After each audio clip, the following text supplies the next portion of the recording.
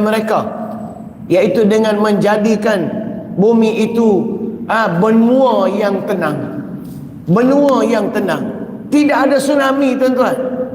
Tidak ada tsunami. Tsunami itu adalah bom nuklear yang ditanam di dasar laut kemudian diletupkan. Tuan-tuan sekalian, bom nuklear yang tanam di dasar laut kemudian diletupkan. Sebab itu tiba-tiba semua binatang lari naik ke pantai. Tiba-tiba ribu-ribu ikan mati timbul daripada permukaan laut. Semua itu bom, tuan-tuan. Dan dalam perancangan mereka, apa mereka nak buat?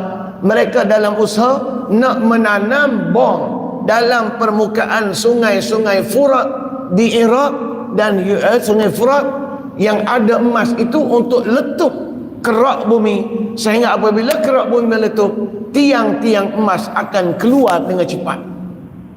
Itu di antara projek yang mereka sedang nak.